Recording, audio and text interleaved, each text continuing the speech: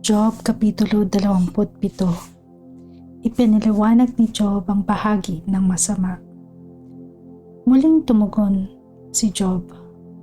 Isinusumpa ko sa Diyos na sa aki nagkait ng katarungan, sa makapangyarihang Diyos na nagdulot sa akin ng kapaitan. Habang mayroong akong hininga na Diyos ang nagbibigay, ang labi ko'y walang bibig kasing kasinungalingan. Ang aking sabihin ay pawang katotohanan. Hindi ko matatanggap na kayo ang may katuwiran. Igigiit hanggang kamatayan na ako'y walang kasalanan. Hindi ko isusuko ang aking katuwiran, o dihi ko'y malinis, di ako sinusumbatan. Parusahan nawa ang lahat ng sa aki lumalapastangan. Ituring nawa silang lahat na makasalanan. Ang makasalanay mayroon pa bang pag-asa kapag binawi na ng Diyos ang buhay na taglay niya? Pagsapit ng kaguluhan, papakinggan kaya ng Diyos ang kanyang panawagan? Ito kaya ay mananalig sa makapangyarihan, at sa lahat ng araw Diyos ay tatawagan.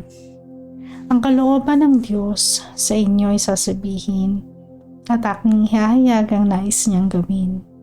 Ang lahat ng ito'y inyong namang nalalaman, subalit ang salita ninyo ay parang pawang walang kapuluhan. Ang sagot ni Zophar. Sa masama ay ganito ang inihanda ng Diyos. Sa mararahas ay ito ang parusang ibabuhos. Magkakaanak sila ng marami ngunit mamamatay sa digmaan. Ang kanilang mga anak, gutom ang mararanasan. Ang matitira'y buhay, sa salot mamamatay. Ngunit kanilang mga byuda, hindi sila tatangisan. Kahit siya'y makaipon ng malaking kayamanan, o kaya'y magkaroon ng maraming kasuotan, isa man sa mga iyon ay di niya papakinabangan. Mapupunta sa matuwid ang lahat niyang kayamanan.